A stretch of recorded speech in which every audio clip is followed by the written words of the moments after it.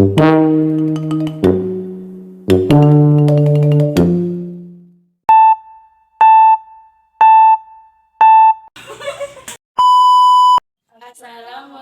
warahmatullahi wabarakatuh. Di sini kami akan menjelaskan tentang penyebaran berita proklamasi. Sebelumnya, perkenalkan, nama saya Vera Cynthia Wanitasari, kelas 11 3, nomor absen 14. Perkenalkan, nama saya Anissa Syati, kelas 11 3, nomor absen 6. Nah, yang pertama, penyebarluasan berita proklamasi kemerdekaan Indonesia. Yang pertama, kantor berita Yoshima Antara. Pada tanggal 17 Agustus 1945, sekitar pukul 18.30 waktu Indonesia Barat, wartawan kantor berita Yoshima atau Dome, sekarang kantor berita Antara, Syahrudin, berhasil menyampaikan salinan teks proklamasi kepada Daidan Bepalwen. Oleh Daidan, salinan teks proklamasi tersebut diberikan kepada Edwin, seorang markonis petugas telekomunikasi di kantor berita tersebut, untuk segera diutarakan. Nah, yang kedua ada radio. Syahrudin berhasil memasuki ruang siaran radio Hosokan itu sekarang Radio Republik Indonesia pada 17 Agustus 1945 pada pukul 19 waktu Indonesia Barat. Yang ketiga ada surat kabar. Surat kabar pertama kali menyiarkan berita tentang proklamasi Indonesia adalah Jahaja yang terbit di Bandung, Sayara Asia yang terbit di Surabaya. Nah, yang keempat ada sarana lain.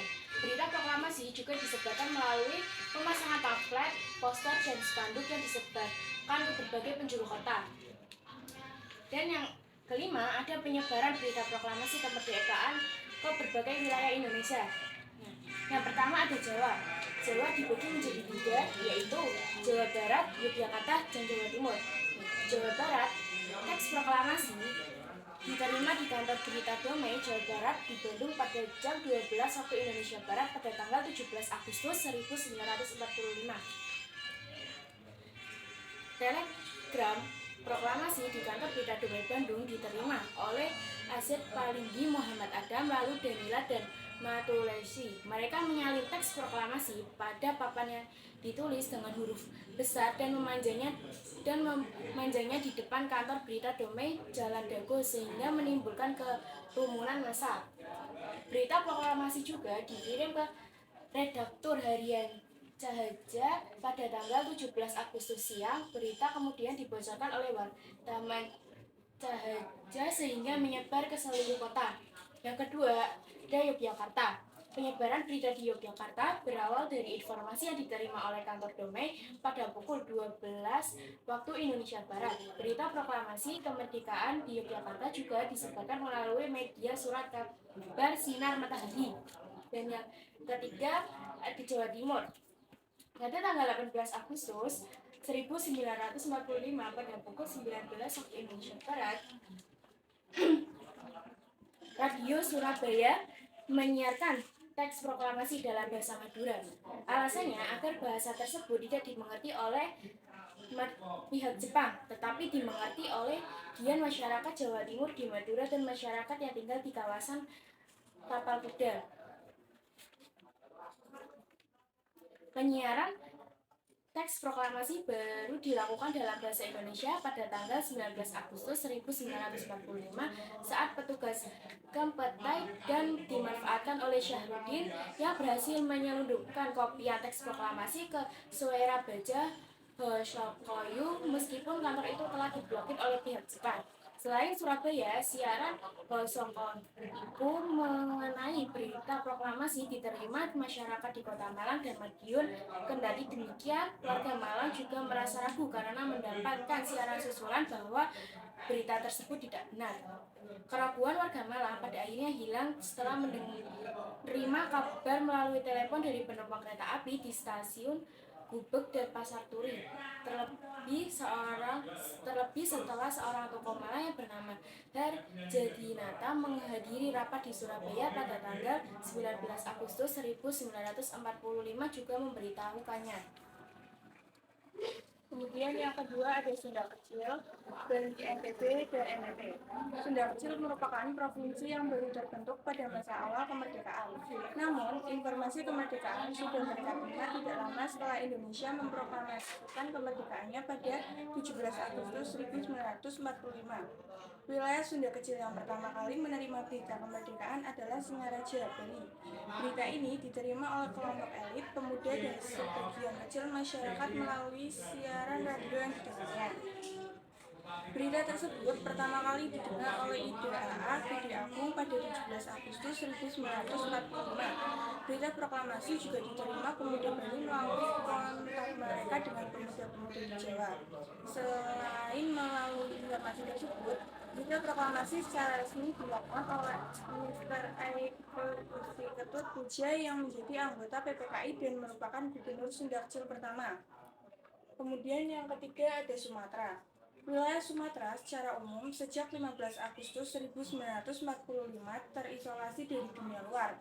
Akibatnya, warga Sumatera tidak bisa mendengarkan berita radio karena Radio Sumatera dan radio-radio di Keresidenan menghentikan siarannya. Walaupun demikian, penguasa Jepang terutama di tingkat Seikanbu dan beberapa Sung masih mengizinkan beberapa pegawai kantor berita damai untuk tetap beraktivitas guna menerima berita. Walaupun tidak ada siaran, kebijakan inilah yang akhirnya memberi peluang bagi sebagian warga Sumatera mengetahui berita proklamasi. Berita proklamasi di Kota Bukit Tinggi pertama kali diketahui oleh pegawai kantor berita damai, yaitu Ahmad Basya, pegawai Jawatan Pos, Telegraf, dan Telepon atau PTT, yang diperbentukkan pada kantor berita damai. Kemudian yang keempat ada Kalimantan. Berita proklamasi kemerdekaan pertama kali tiba di Kalimantan melalui seorang pemuda yang bernama M. Sukandar di Pontianak. Ia mendengar berita proklamasi dari siaran radio berbahasa Indonesia dari San Francisco, Amerika Serikat pada tanggal 18 Agustus 1945 di tengah Mei. Selain Pontianak, kota lain di Kalimantan Barat yang menerima secara resmi berita proklamasi adalah Jakarta. Berita tersebut dibawa oleh seorang pemuda yang menyatakan berita dengan April pada 24 Agustus 1945. Singkawan dan Bangkayang menerima berita proklamasi melalui pejuang anggota PPRI bernama Y. Ahmad Bintik pada tanggal 2 Oktober 1945.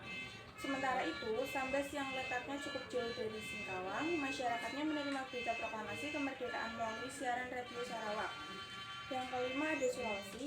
Penyebarluasan berita proklamasi di Sulawesi tergolong istimewa karena berita tersebut dibawa oleh 4 orang putra terbaik Sulawesi yang turut hadir saat R. Soekarno membacakan naskah teks proklamasi. Mereka adalah DRG SSJ, Ratulani, dan Ani Pangeran Petarani yang mewakili Sulawesi di PPKI. Sedangkan Andi Sultan Daeng Raja dan A.S. Abidin merupakan utusan para pemimpin pejuang Sulawesi untuk mengikuti sidang-sidang PPKI di Jakarta. Berita proklamasi selanjutnya disebarkan secara formal ke arah utara oleh tim DRG SSJ Ratulani, sedangkan ke arah selatan dilakukan oleh tim Lanto Daeng Paselang. Yang keenam, Maluku dan Papua. Berita proklamasi di Maluku diterima pemuda dan rakyat melalui surat kabar dan radio. MRC Lantohari yang sebelumnya adalah anggota BPUPKI diangkat presiden sebagai gubernur Maluku dengan kantornya berpusat di Jakarta. Ia melakukan berbagai upaya agar berita proklamasi dapat dipahami rakyat Maluku di berbagai tempat. Sedangkan di Irian Barat, Papua, berita proklamasi diterima melalui radio. Seorang penyiar radio biak, Ayobeda, berhasil menangkap dan merekam berita proklamasi dari siaran radio Singapura. Hasil rekamannya kemudian disebarluaskan ke seluruh Papua. Akibatnya tindakannya itu ia dipenjarakan di sini. Sekian dari kami. Apabila ada kesalahan atau kami mohon maaf. Wassalamualaikum warahmatullahi wabarakatuh.